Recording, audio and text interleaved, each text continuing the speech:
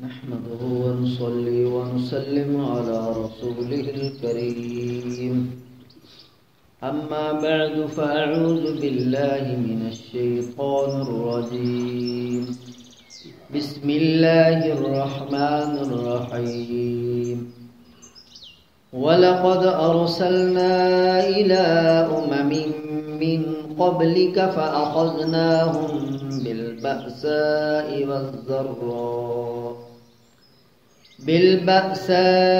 والضراء لعلهم يتضرعون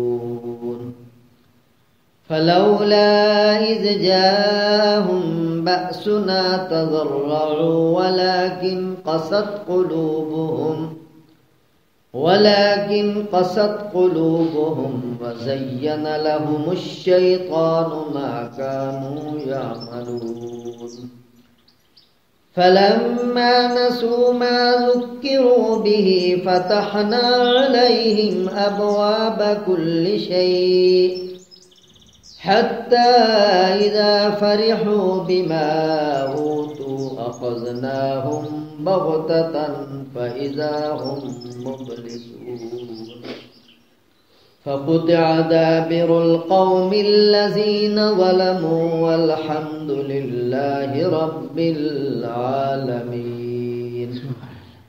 قل أرأيتم إن أخذ الله سمعكم وأبصاركم وختم على قلوبكم من إله غير الله يأتيكم به انظر كيف نصرف الآيات ثم هم يصدفون قل أرأيتكم إن أتاكم عذاب الله بغتة أو جهرة هل يهلك إلا القوم الظالمون وما نرسل المرسلين إلا مبشرين ومنذرين فمن آمن وأصلح فلا خوف عليهم ولا هم يحزنون والذين كذبوا بآياتنا يمسهم العذاب بما كانوا يفسقون قل لا أقول لكم عندي خزائن الله ولا أعلم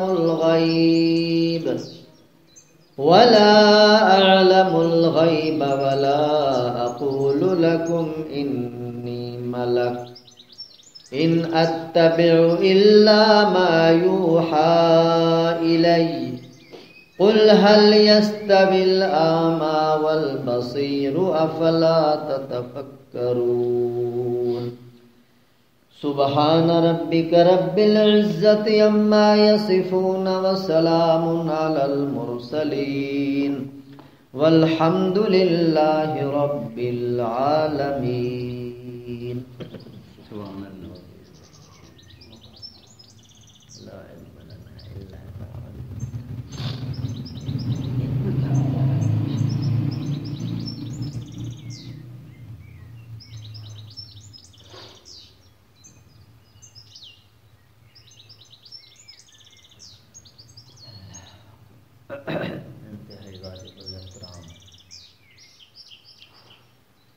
قابل صد اکرام بزرگوں دوستوں بھائی عزیزوں،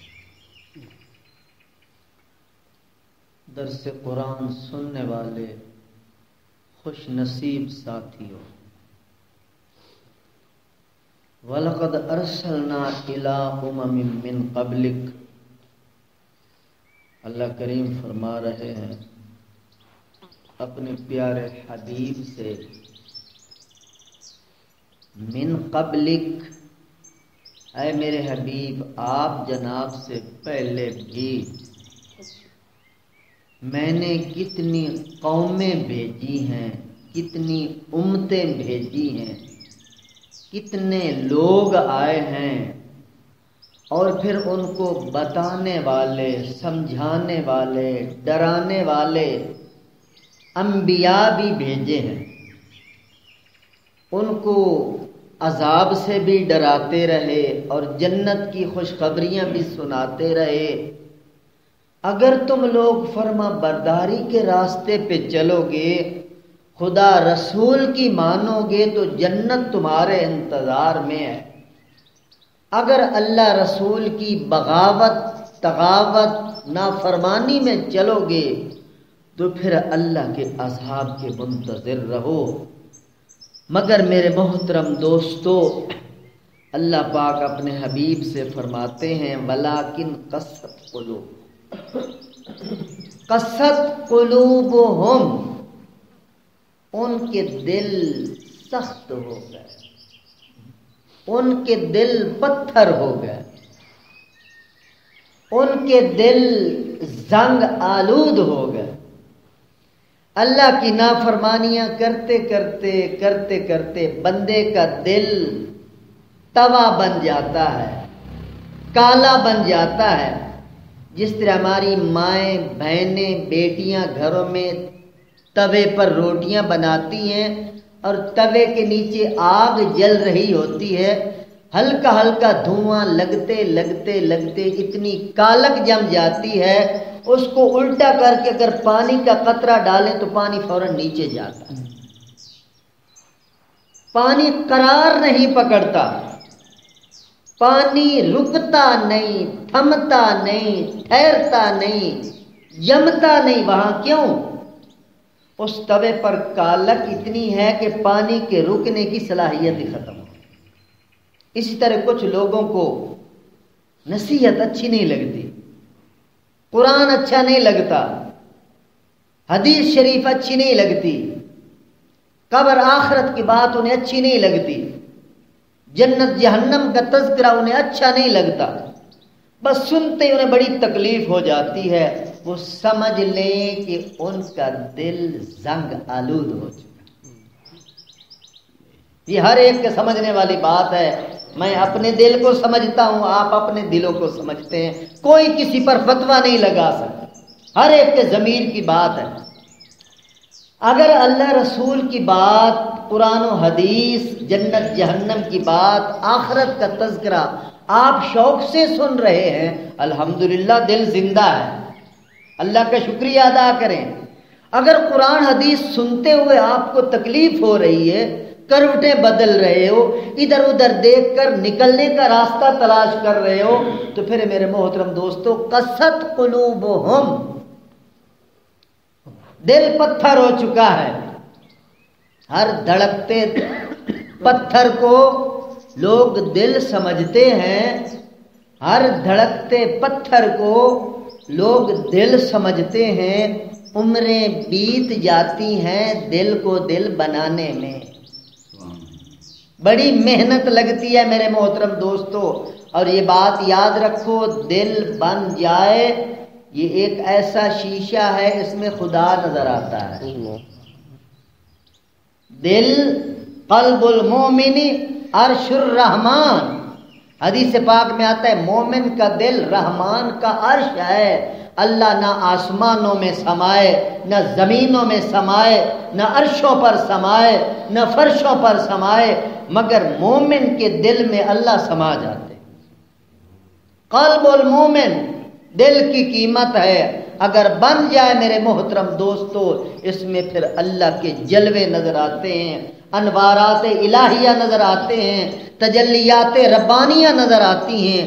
اگر دل بگڑ جائے تو انسان سے بڑا دھرتی پر شیطان کوئی نہیں۔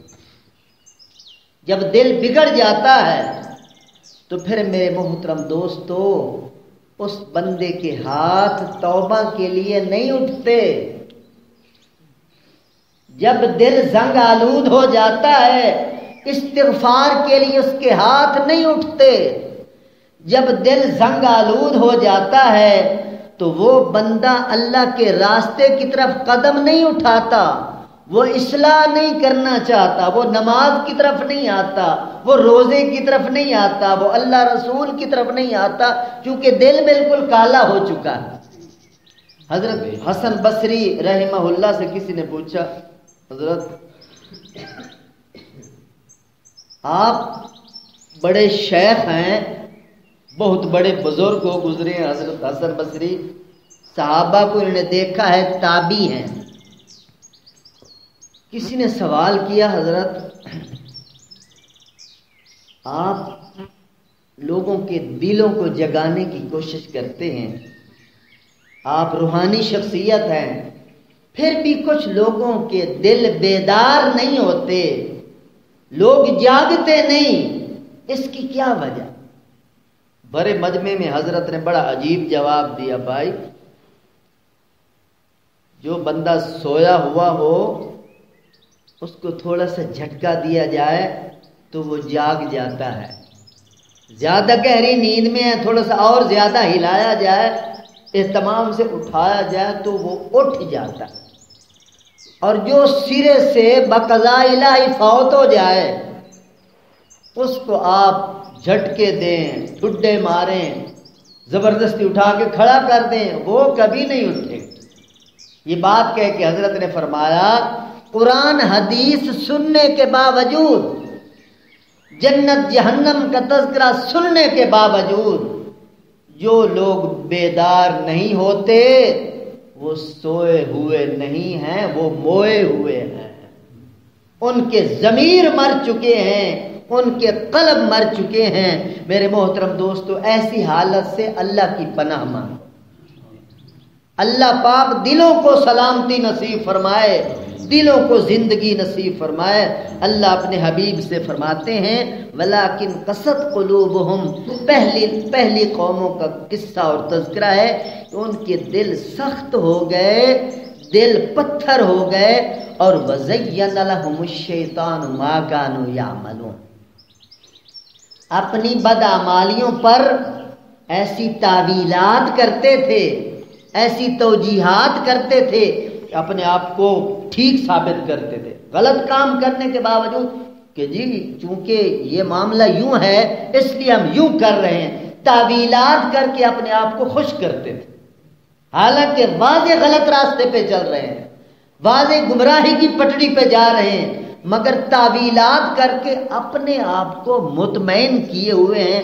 قرآن کہتا ہے اس کی وجہ یہ ہے کہ زین لہم الشیطان، شیطان نے ان کے اعمال اس کے سامنے آراستہ پراستہ کر کے دکھا دی، یعنی ہدایت کا نور گم ہو چکا ہے، اب پورا شیطان کے ہاتھوں میں یہ بندہ ہے، شیطان کا کھلونا بنا ہوا ہے، شیطان کا جدھر جی چاہتا ہے اس کو دوڑاتا پھرتا ہے۔ فلما نسوا ما ذکروا به فتحنا علیہم ابواب کل شیء حتی اذا فرحوا بما اوتوا اخذناهم بغتة فاذا هم مبلسون۔ اللہ اکبر، اللہ پاک کی گرفت کا ایک یہ بھی طریقہ ہے۔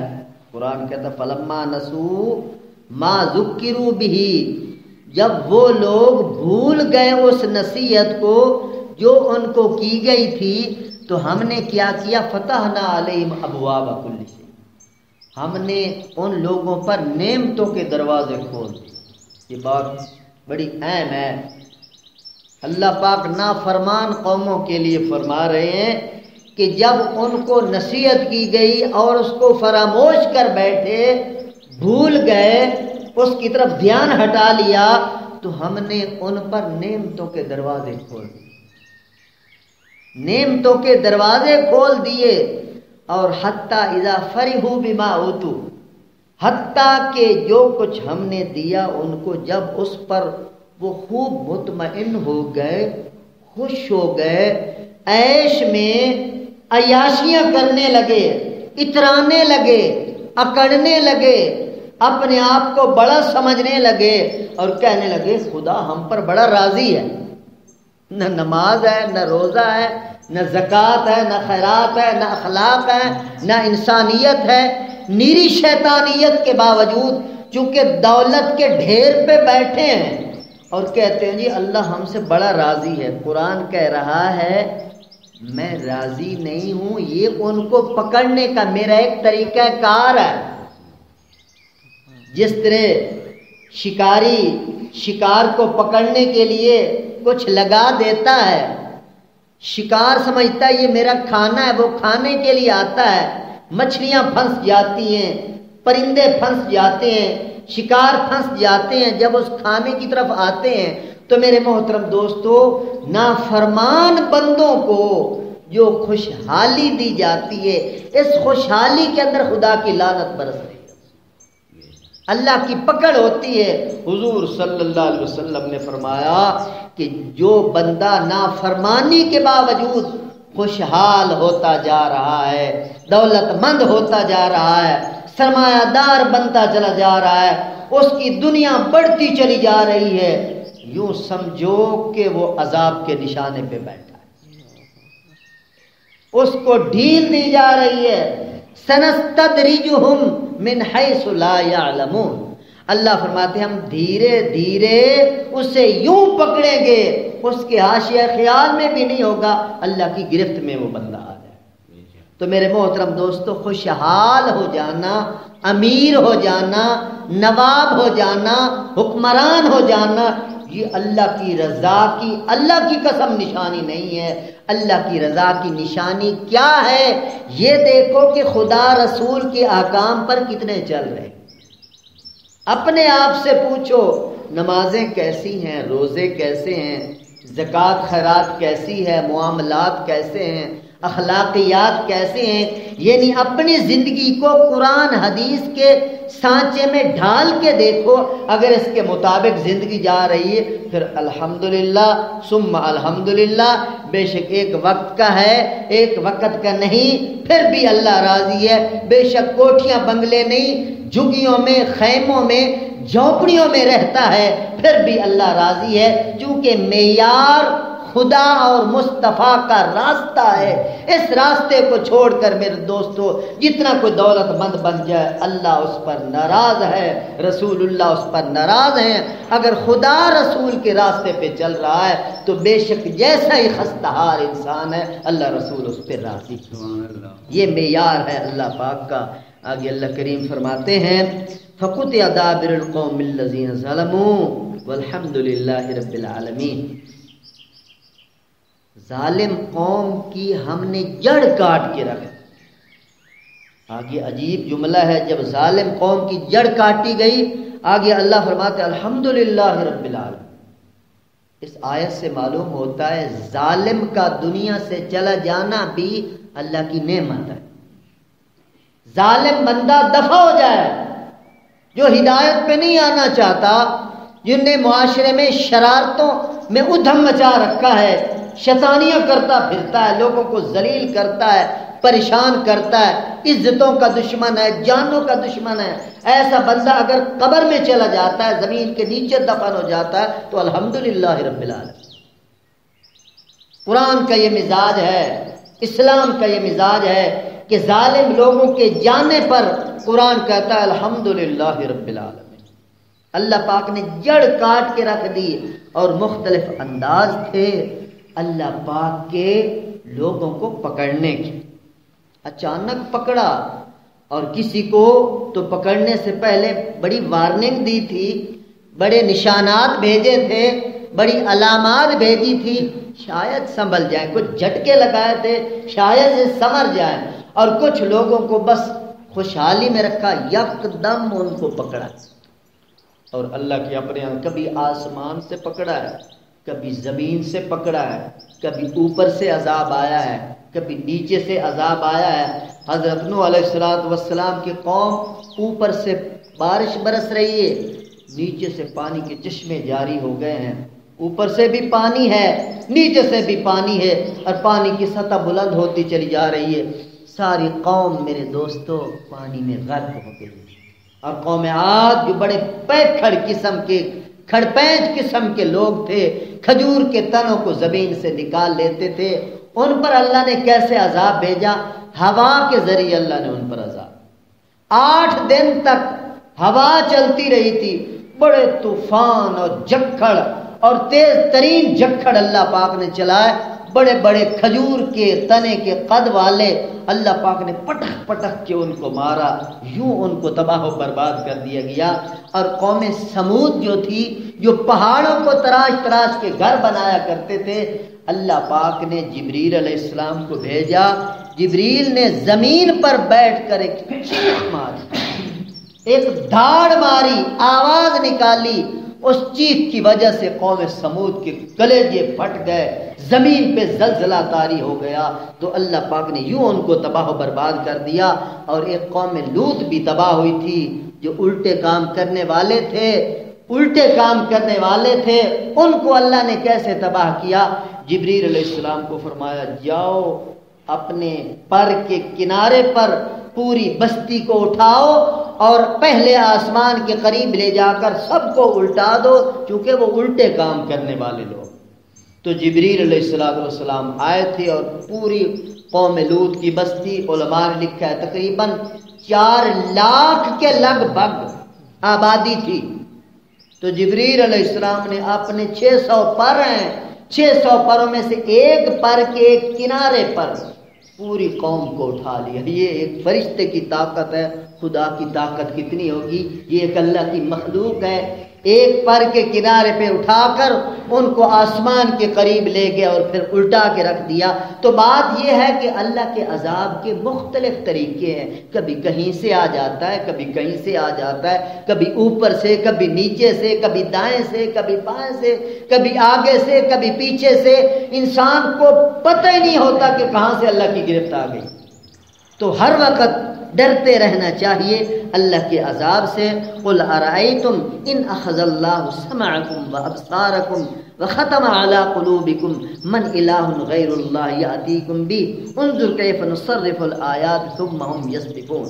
اللہ پاک فرماتے ہو کافرو ذرا سوچو تو صحیح، تمہارے کان جس نے بنائے ہیں، تمہاری آنکھیں جس نے بنائی ہیں، تمہارے دل جس نے بنائے ہیں، اگر وہ ان کانوں سے، ان آنکھوں سے، ان دلوں سے ان کی خصوصیات کو اٹھا لے، کان تو ہوں مگر سن نہ سکیں، آنکھیں تو ہوں مگر دیکھ نہ سکیں، دل تو ہو مگر سوچ سمجھ نہ سکے، تو پھر تم سوچو تو صحیح، تو پھر کس کو پکارو گے؟ کہاں سے لوگے؟ یا اللہ پاک بالکل ہی یہ تمہارے اعضاء ختم کر دے، تو پھر کہاں سے یہ لوگے؟ لہٰذا یہ چیزیں جس خدا نے دی ہیں، ان چیزوں کے ذریعے اس کو پہچاننے کی کوشش کرو۔ آنکھوں کے ذریعے اس کے دلائل کو دیکھ کر اس کو پہچانو، اس کے احکام کو پہچانو۔ کانوں کے ذریعے اس کی آیات کو سن کر اس کو پہچانو اور اس کے احکامات کو پہچانو۔ نصرف الآیات، اللہ فرماتے ہیں ہم انداز بدل بدل کر تم لوگوں کو سمجھا رہے ہیں۔ نصرف الآیات، آیات، ہدایات، احکامات، ارشادات، اللہ پاک مختلف طریقوں کے ساتھ، کبھی حکایات کے ساتھ اللہ پاک سمجھا رہے ہیں، مختلف رنگوں کے اندر اللہ پاک بندے کو سمجھاتے ہیں۔ ثم ہم یصدفون، پھر بھی لوگ اعراض کیے جا رہے ہیں، بے دھیانے ہوئے جا رہے ہیں، سمجھنے کی کوشش ہی نہیں کرتے۔ قل ارأیتکم ان اتاکم عذاب اللہ بغتۃ او جہرۃ هل یہلک الا القوم الظالمون۔ اللہ فرماتے ہیں ہمارا عذاب رات کی تاریکی میں اچانک چپ چاپ آئے یا دن کے اجالے میں دھوم دھڑکے کے ساتھ آئے، جب بھی ہمارا عذاب آئے گا تو ظالم لوگوں کا تنکا بھی نہیں بچے گا، یہ تباہ و برباد کر دیے جائیں گے۔ لہذا ہر وقت ظالم لوگوں کو خبردار رہنا چاہیے۔ وما نرسل المرسلین الا مبشرین و منذرین، اللہ فرماتے ہیں ہم رسولوں کو، پیغمبروں کو، نبیوں کو اس لیے بھیجتے ہیں تاکہ لوگوں کو سمجھائیں اور جنت کی خوشخبریاں سنائیں اور جہنم کے عذاب سے ڈرائیں۔ فمن آمن و اصلح، جو بندہ ایمان لے آئے اور اپنی اصلاح کر لے، نماز روزے کا پابند ہو جائے، اصلاح کر لے، خدا رسول کے سامنے اپنے آپ کو جھکا دے، اصلاح کر دے، ایسے بندے کے لیے پھر اللہ کا انعام کا اعلان ہو رہا ہے۔ فلا خوف علیہم ولا هم يحزنون۔ کیا خوبصورت زندگی ہے اللہ رسول کے تابع داروں کی، اللہ کے سامنے جھکنے والوں کی۔ اللہ فرماتے ہیں ایسے لوگوں پر نہ کسی قسم کا خوف ہوگا، نہ ہی یہ لوگ غمگین ہوں گے۔ اور والذین کذبوا بآیاتنا، یمسہم العذاب بما کانوا یفسقون، اور جو لوگ ہماری آیات کی تکذیب کرتے ہیں، ہماری آیات کا انکار کرتے ہیں، یمسہم العذاب بما کانوا یفسقون، ہمارا عذاب ان کو پکڑے گا۔ کیوں پکڑے گا؟ یفسقون، ان کے اپنے فسق کی وجہ سے، فجور کی وجہ سے، اپنی نافرمانی کی وجہ سے وہ پکڑے جائیں گے۔ اللہ کی طرف سے وہ بے انصافی اور زیادتی نہیں ہوگی۔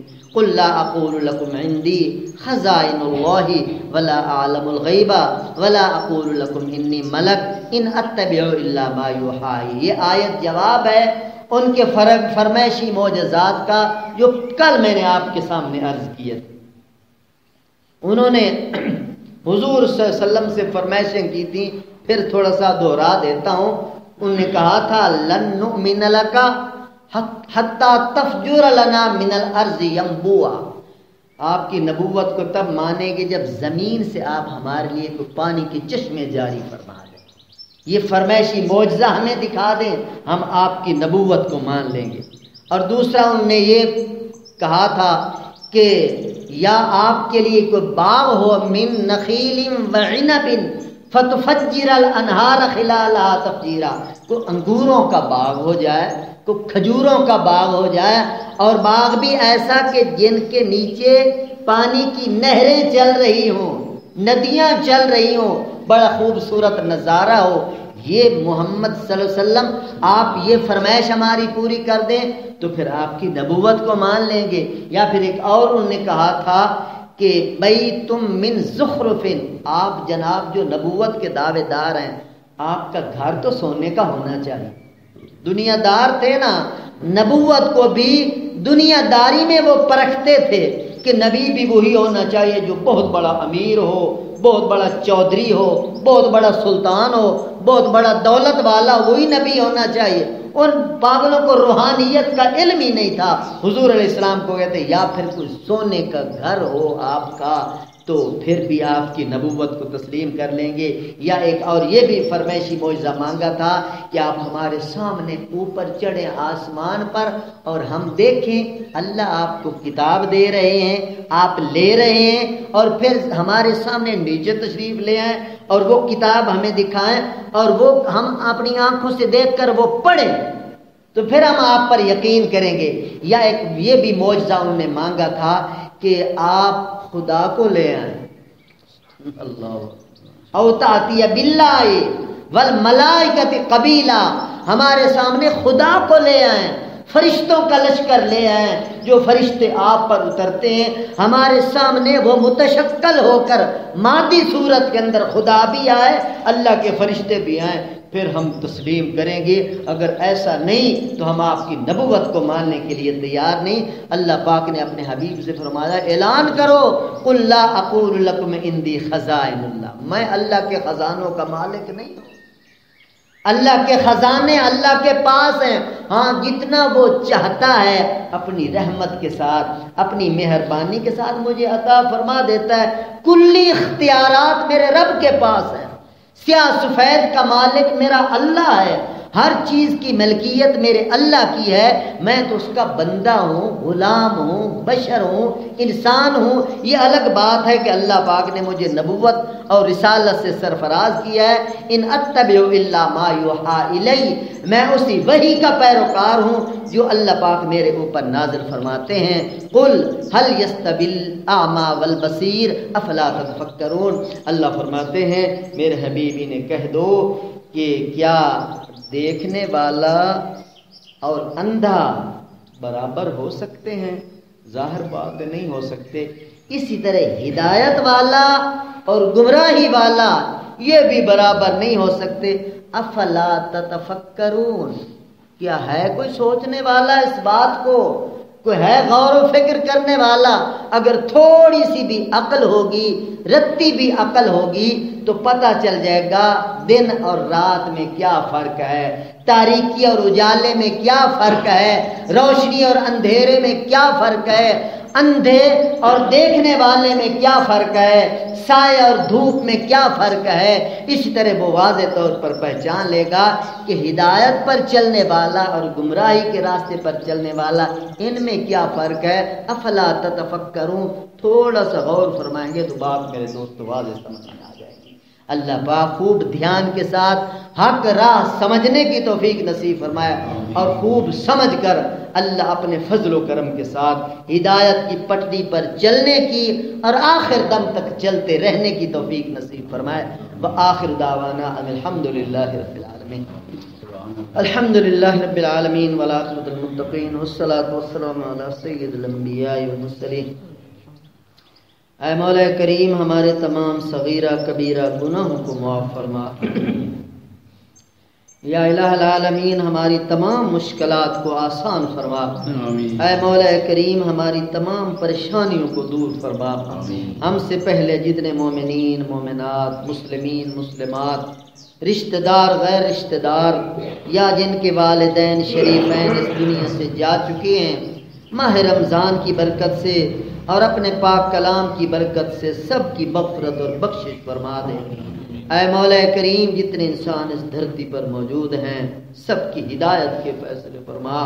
جتنے لوگ بیمار ہیں نسخہ شفا کی برکت سے تمام بیماروں کو شفا عطا فرما۔ جتنے احباب درس قرآن سننے کے لیے تشریف فرما ہیں سب کی خالی جھولیوں کو اپنی رحمتوں اور برکتوں سے لبریز فرما۔ سب کی تمام نیک حاجات اور جائز مرادات اپنے خزانہ غیب سے پوری فرما۔ یا مولا کریم جس طرح تیرے گھر میں تیرے قرآن کی محفل سجائے بیٹھے ہیں اسی طرح ہم سب کو جنت الفردوس کی محفل نصیب فرما۔ وصلی اللہ تعالی علی حبیبہ وخیر خلقہ سیدنا محمد وعلی آلہ واصحابہ اجمعین برحمتہ۔